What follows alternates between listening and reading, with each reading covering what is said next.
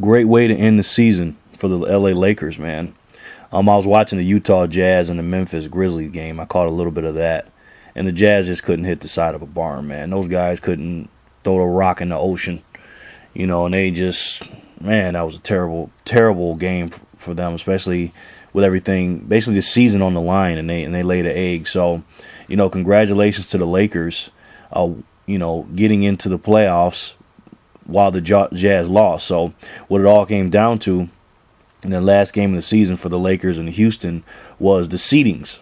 Basically, if the Lakers won, they would play the Spurs as the 7th seed playing the 2nd seed Spurs. If they lost, they would play the Thunder. And that's not a good constellation prize either way, because those are two great teams, the Thunder and the Spurs. But for the Lakers, definitely the Spurs are a much, much better matchup, and that's definitely not a knock on the Spurs. But the Thunder are just too young and too fast for the Lakers at this stage. So, it was a great game too, man. Lakers and Houston to end the season. I was actually at a bar with a friend of mine. I don't drink, but I was just out there chilling and all that, and I just could not take my eyes off the game. And my boy's like, "Come on, man, let's do this. Let's do." I was like, "Hold on, man. I gotta, I would mess around and stuff during the commercials, but during the game, I was locked in. And let me tell you something, man. Steve Blake is a very, very underrated point guard, but I'll get into that later. All right, now here's my playoff predictions for the first round.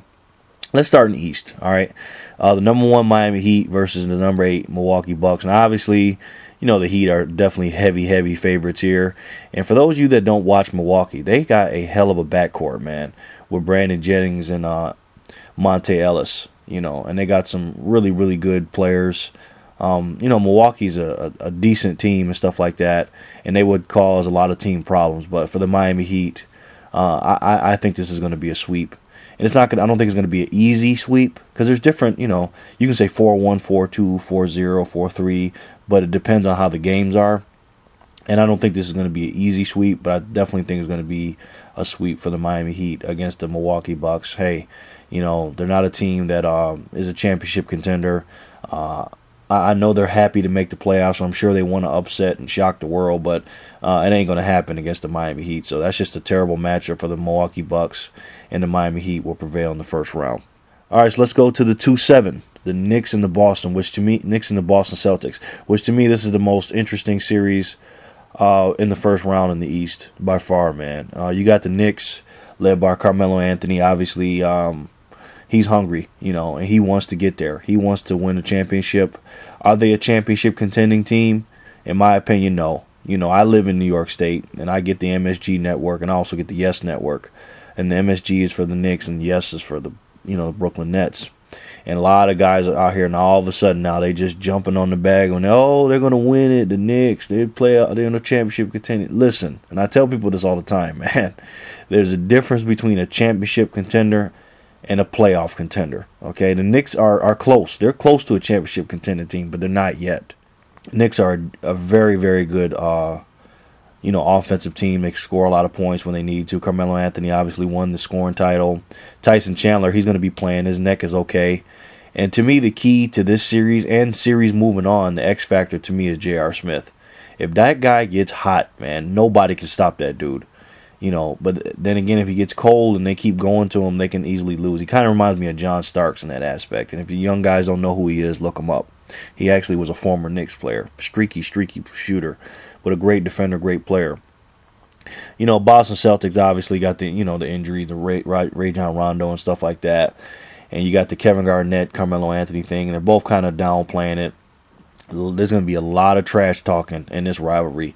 And, with the things happening in Boston, with the bombings and stuff like that, there'll be a lot of emotions going back to Boston. But, if I had to put my money on this series, honestly, this can go either way. Anybody can win this series. But if I had to put my money on it, I got to go with the Knicks, man. Just the simply fact that, they got Carmelo Anthony and Boston Celtics don't. And a lot of times superstars do win series for you, but the most important thing is matchups. But like I said, if I had to put my money on it, I'm definitely going to go with the New York Knickerbockers in this. If I had a gun to my head and stuff like that. But Boston would not go out without a fight. Paul Pierce and the boys, and Kevin Garnett, he's going to trash talk every single minute of the game, and it's going to be very, very fun to watch, man. I can't wait to see it. But I'm going with the New York Knicks in the first round. I'd say a tough 6 or 7. Either 6 or 7. So we'll see. All right, so let's go with the 4-5 matchup with the Brooklyn Nets and the Chicago Bulls. That'd be a fun series. Joakim Noah is probably not going to play for the first game. I think his foot is hurt. Brooklyn, obviously is an inexperienced, brand new team. I know it's the Nets, but, this is a whole new situation, man. They got a lot of pressure on them. They're playing in Brooklyn, and they got a lot of expectations, because I watch them on the Yes Network and stuff like that. Even though they're the 4 seed and they're the favorite, I'm going to go with the Bulls on this one. If the Bulls play up to their capabilities on defense, and the referees, and this is the key, if the referees let them play their game, and that is a big, big if, the Chicago Bulls should win this series just for the fact of this is a championship contending team, with obviously with Derrick Rose, but they got a championship pedigree with Tom Thibodeau. And, guys like Joakim Noah, I know he's not playing the first game, but Luol Deng, Carlos Boozer, Taj Gibson, Little Nate, he's gonna be fired up. He's gonna be talking a lot of trash. Brooklyn, obviously they got Darren Williams and Brook Lopez and Crash, Gerald Wallace and guys like that. But they're inexperienced in these type of situations. I got to give it to the Bulls, even though the Brooklyn Nets do have the home court advantage. They don't really have a home court advantage, even though they have great crowd and everything, but their home record, wasn't nothing to really brag about. So I'm going to go with the Chicago Bulls in 6 in the first round of this series. Tom Thibodeau is a great coach. He's a championship coach. I like PJ Carlesimo, but I think he's in over his head, and I think he'll be outcoached by Tom Thibodeau. So I'm going to go with the Bulls in 6. All right, let's go with the Pacers in Atlanta. This is going to be a good series. I'm definitely going to go with the Pacers in this one. This is the team to me that's going to give the Miami Heat the most trouble. And Atlanta, even though Atlanta does have Josh Smith, he's too inconsistent. And once again, Atlanta is one of those teams that are not a championship contending team. They don't have any championship pedigree. They're just a playoff team. And Atlanta, hey, they made it to the playoff. That's a great thing, but the buck stops here for them, and they're going to lose this series 4-1 to the tough, defensive-minded Indiana Pacers. All right, let's go to the Western Conference. Let's go with the number 1 and the 8th seed, the Oklahoma City Thunder versus the Houston Rockets.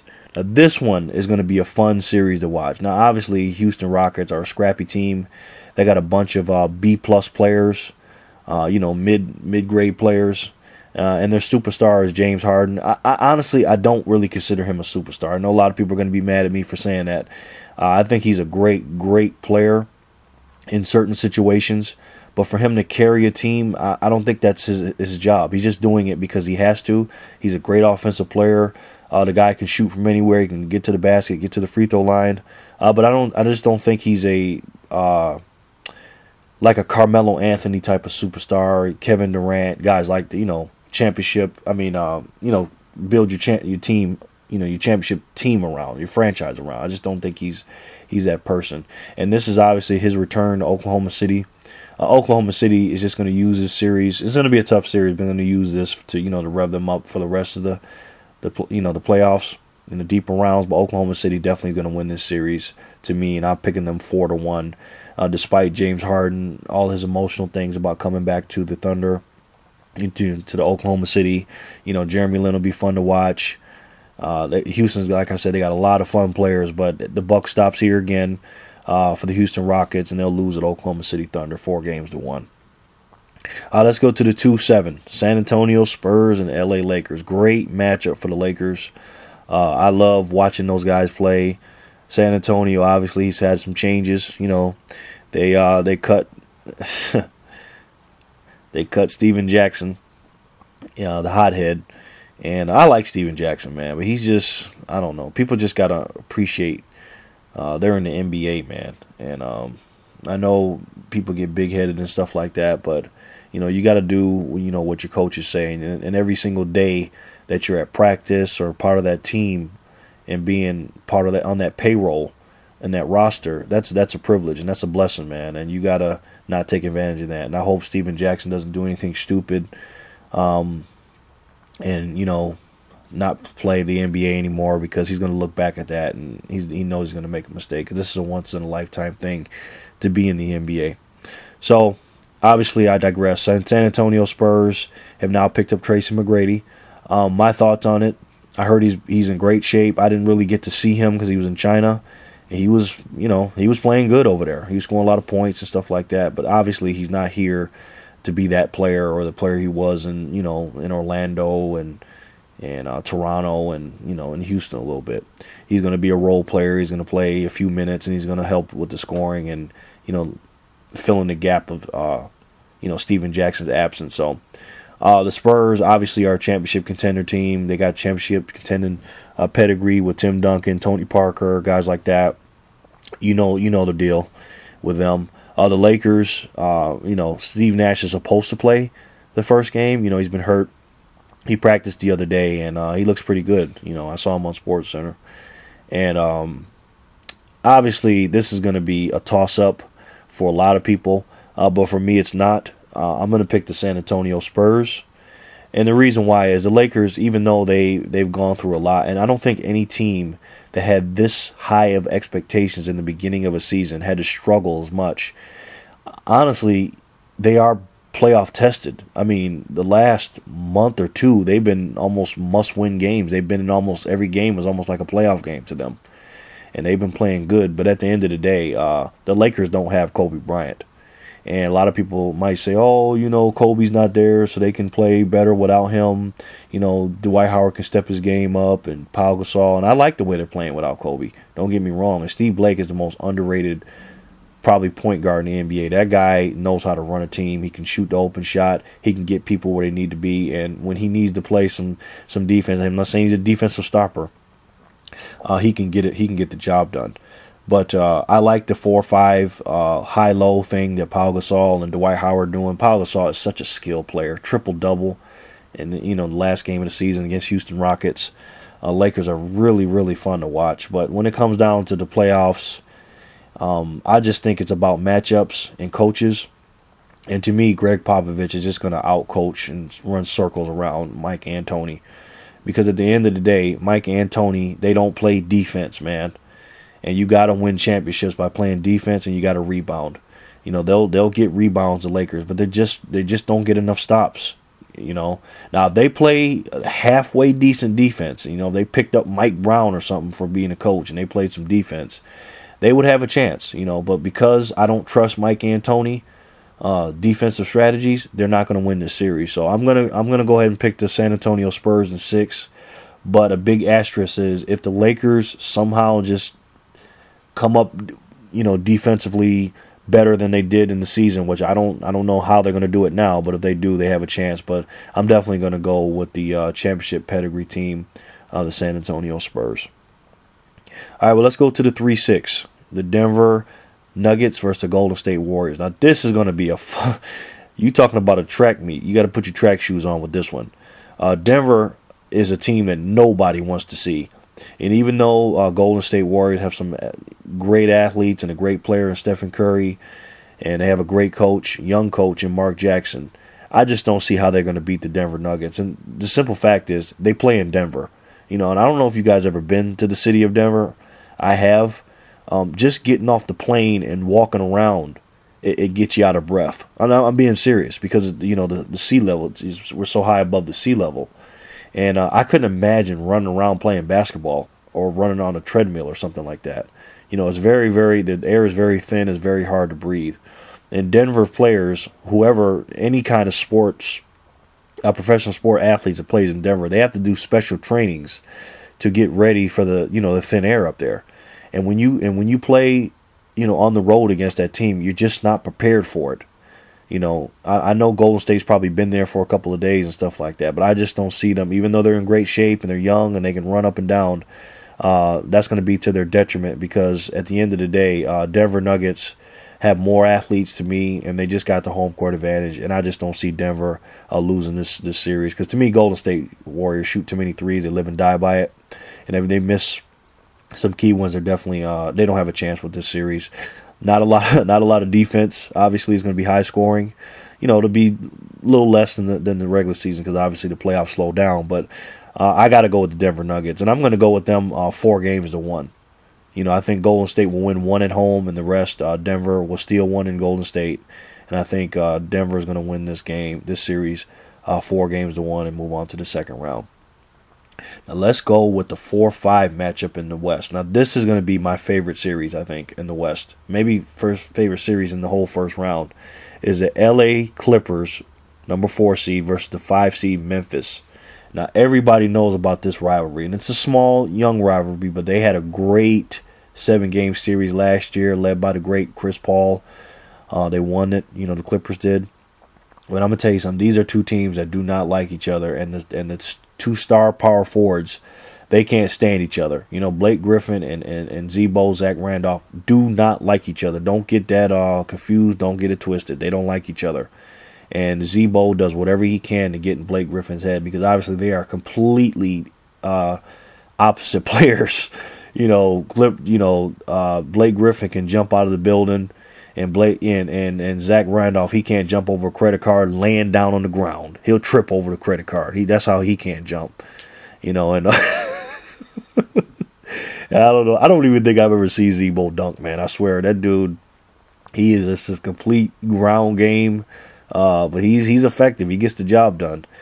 And he bothers Blake Griffin for some reason. He's always throwing him in the ground and wrestling him. This is going to be an MMA matchup. And Mike Conley, one of the most underrated point guards in the NBA, he's going to be a tough matchup for Chris Paul. And then you got Big Marc Gasol, who I think is going to do some damage to DeAndre Jordan because he's a big body. But then again, he's got to run with DeAndre Jordan and keep up with his athleticism. This is a tough series to pick, man. It really is. But with the trade in the middle of the season with Rudy Gay gone, and despite them playing well with Tayshaun Prince and stuff like that, I don't think they're battle-tested enough with Tayshaun Prince and without Rudy Gay to beat this Clippers team. So with that being said, I'm going to go with the Clippers, and I'm going to go with them in 6 games. Anybody can win this series, obviously, because of the 4-5. But if I had to put my money on it, my guns to my head, I'm going with the Clippers in 6. So, and move on to the second round because this team, are they a championship contending team? They're on the borderline.